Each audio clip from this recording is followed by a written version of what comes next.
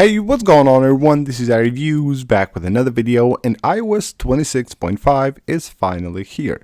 Even though it is a smaller update when it comes to new features and changes, of course, compared to the last update, which was iOS 26.4, it is still a great update with a lot of improvements for iOS users, and it's an update that I do recommend that you install on your device.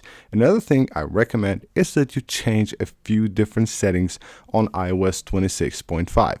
Even though it doesn't have a lot of new settings, we have a couple of those, but we have more settings that are really important that I believe every iPhone user must change on their device once they have updated to the new iOS 26.5.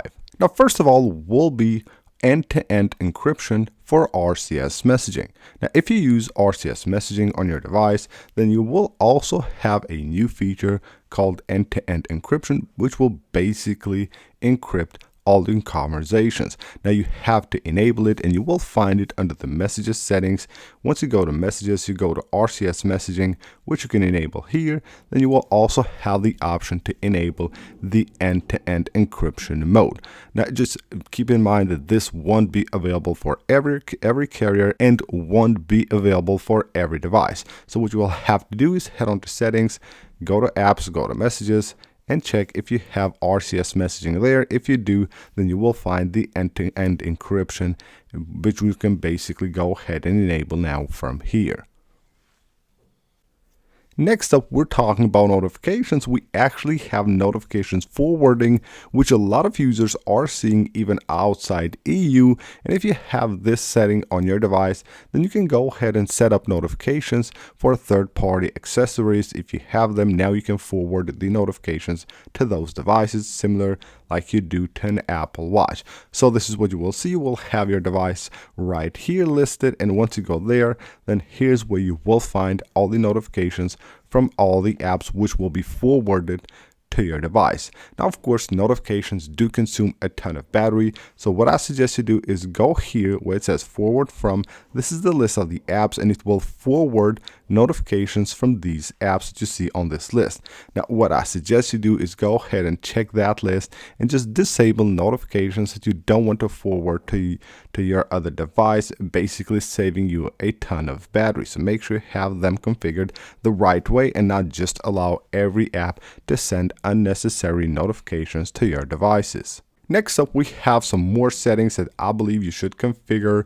the right way on your iOS 26.5 device, and we have some newer settings that not necessarily are new on iOS 26.5 but have recently been added to iOS. First of all, under the camera, when you go to record sound right here, you will have an option for audio zoom. This is a really cool option, so go ahead and enable this, and basically what it does is that it will zoom in on the audio. So on a video, when you zoom in and you focus on a subject, it will basically also focus the microphone, or however you want to put it. It will basically zoom the audio as well. So it will focus on what that subject is sounding like or what is speaking. It is actually really amazing to have this feature for your videos. So go ahead and enable it from here.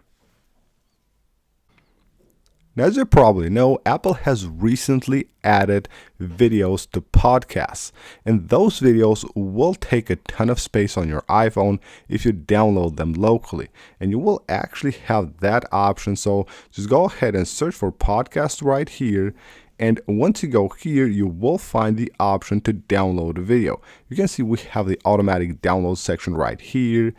And if you go ahead and enable this, it will download the videos from the podcasts locally, so you can watch them offline, but that will actually just consume your storage like crazy. It will be probably gigs of storage that will be taken away from your device by downloading those videos offline. So if you just need to listen to a podcast, just download the audio, not the video. So make sure you have this disabled. Now, with the release of iOS 26.5, we're almost at the end of the iOS 26 cycle.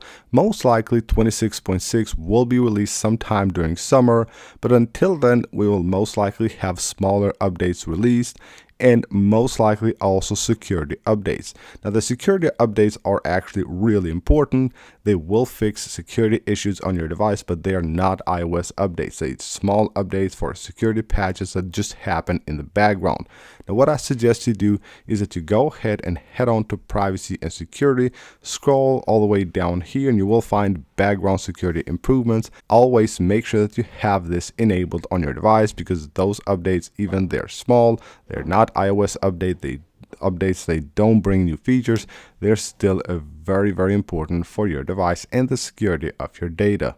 Next up, we're heading into the general settings, and we're talking here about screenshots. So go under screen capture, and right here we'll have two different formats which you can now actually choose for your screenshots.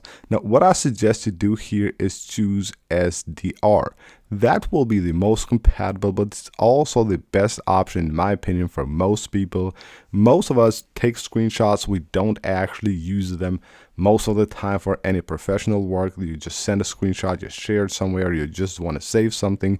So SDR will work the best most of the time. Choosing HDR will take up a ton of space on your iPhone.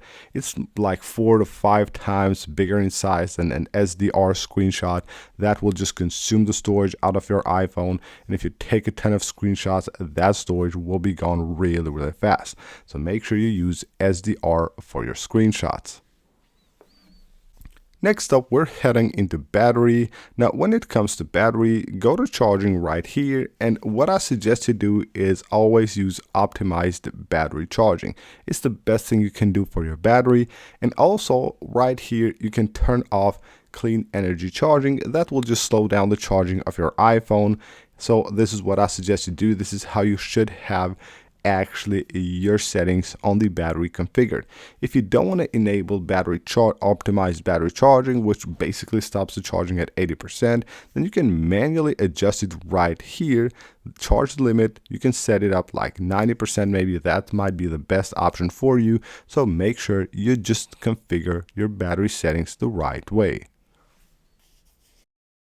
Another setting I think you should change on your device is on camera right here, and basically it allows you to have like access to your camera directly from the lock screen. You can see right here, lock screen, swipe to open camera. Now we have a few options to open the camera. If you have a newer iPhone, you have the camera button here, you will have the button on your lock screen, and just swiping to open the camera. It is fast, and of course it might be useful for some people, but it's actually most of the time just going on by accident. You're opening your camera. I found myself just having my iPhone in my pocket with the camera open, because most of the time that will open the camera by accident and just consume the battery out of your iPhone. So what you need to do is go ahead and turn this off. And for the last two settings, something that I always suggest you do on your device, especially once you have updated to a new iOS update, it might be the right time for you to go ahead and check your privacy and security settings. Most of them will be also very important for your privacy and the battery life of your device. So make sure you check the location services, see which apps do have access to your location, and then other things like your contacts, your files here. You will also have really important things like the camera, the microphone. You will have also your local network there. So just go ahead and check these settings right here, these sections, and just make sure that you have the right apps there, apps that you intend to have there, not apps that you might have actually allowed to have access to any of these by accident. So always make sure you check your privacy and security settings. And last but not least will be notifications. Most likely the worst battery drainer on an iPhone. The notifications will just drain the battery out of your iPhone. So I always suggest that you go ahead and turn off as many as you can. For any app that you know you don't need to have notifications from, make sure you just completely disable them. Or if you just want to have those notifications, make sure you put them on a scheduled summary so you don't just get notifications all the time, lining up the screen of your iPhone and just draining the battery out of your device. So that's basically it for this video, guys. These are 10 settings that I believe every iPhone user must change on iOS 26.5. So I hope you guys enjoyed the video and found it helpful. If you did, smash that like button and subscribe for more, and I'll see you guys on the next one.